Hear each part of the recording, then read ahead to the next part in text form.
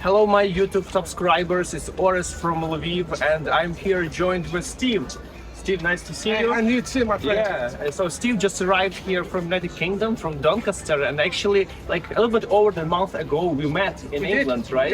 It was an incredible meeting. I invite you to watch this one of the previous videos about when I was visiting different Ukrainian clubs, communities all around northern England, and here you are. Yeah, here we are.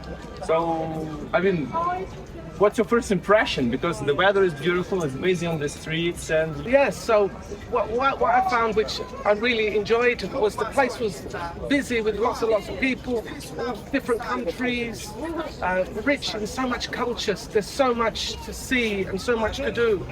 And it's an amazing place. I mean, I've been to Barcelona, I've been to Prague, but you know what?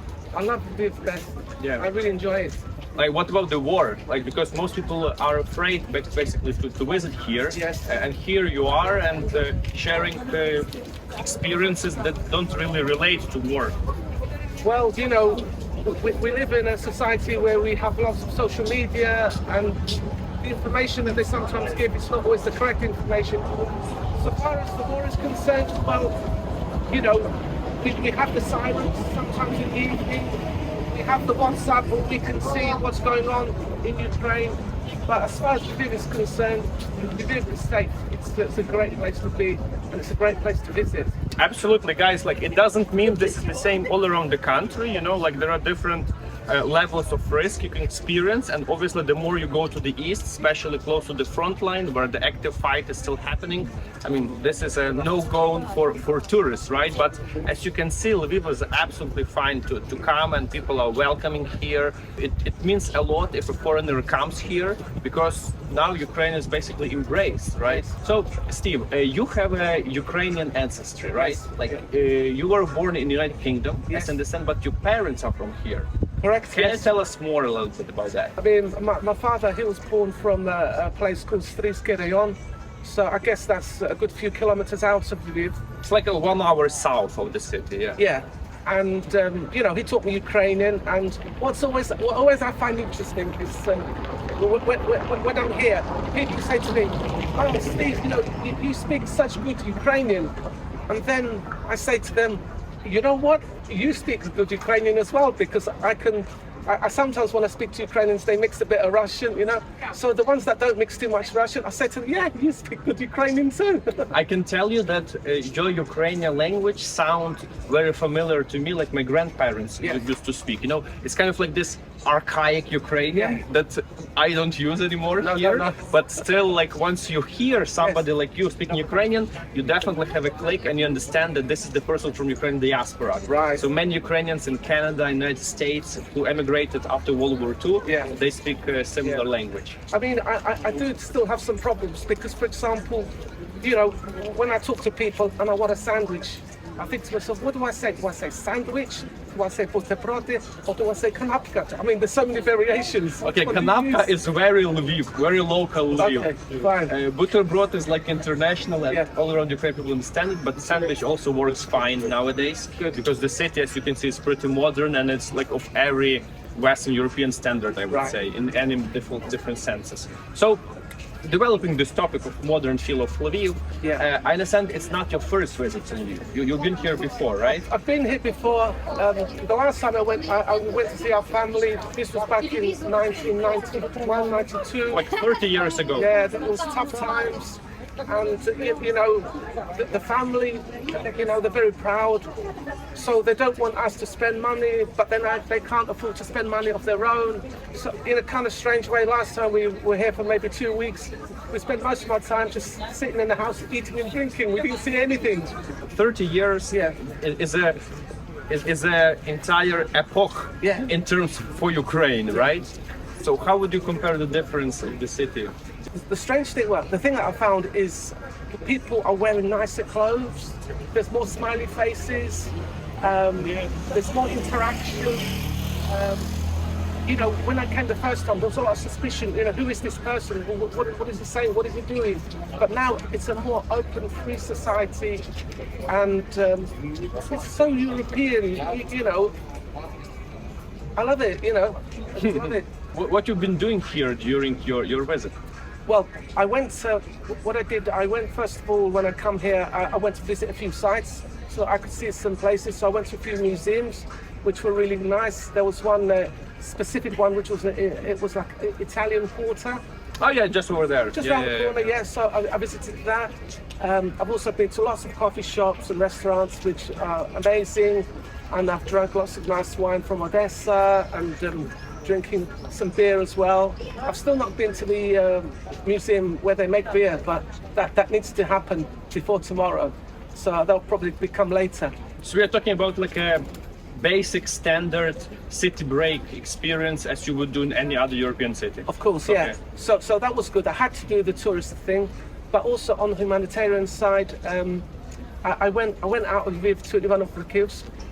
What we've been doing is we've been funding a refrigerated van so that we can bring back our soldiers from places like Kharkiv, Bakhmut, and all those other hotspots. We had to go and see my friend and your friend, Hans Stepan, who runs an orphanage in Veliki Lyubin, which again is not too far away.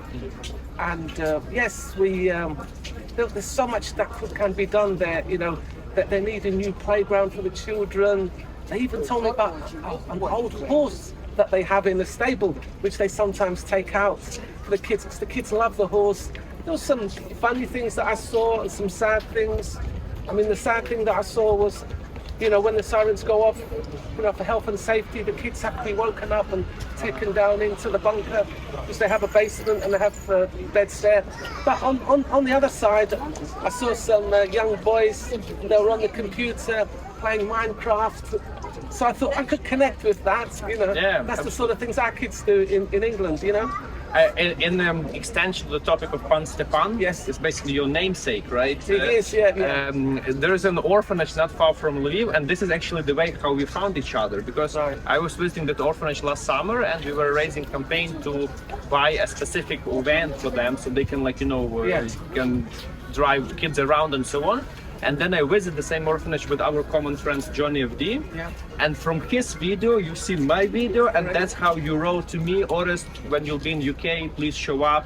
So you know, like, guys, doesn't matter what you do, but it really goes beyond you, basically. And yeah, like, things just get so interconnected. But definitely there is another side of the coin. So guys, for example, just now, over here, there is like a procession, and you can see, just let me show you. So basically you can see people are kneeling down, and there is a church. There was a funeral, one of the fallen soldiers, so now his body is being taken to I don't know where, like to the cemetery, but people are kneeling down. And just on this main square next to the city hall, there will be probably a type of ceremony, and our city mayor just showed up. You can see it is over here. Okay, let's have a minute of silence, please, now.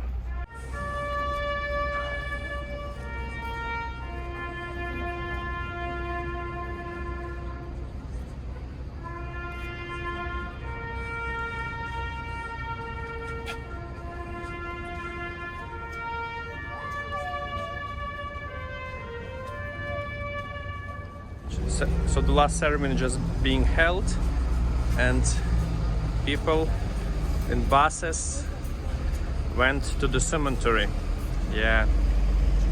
So guys, you just witnessed the rather regular scenery on the lively streets of Lviv. So basically, as you see, the city is living nicely, everything is operating, and then suddenly everything stops because there is a fallen soldier being taken to his last path on this earth. And this is basically the constant daily reminder in a peaceful city that not far from here, like 1,000 kilometers, it's actually pretty far geographically, but it's in the same country, right? In the east, there is a terrible war happening, unseen since the World War II. So during your time, Steve, when you've been here, like, which war evidences did you encounter?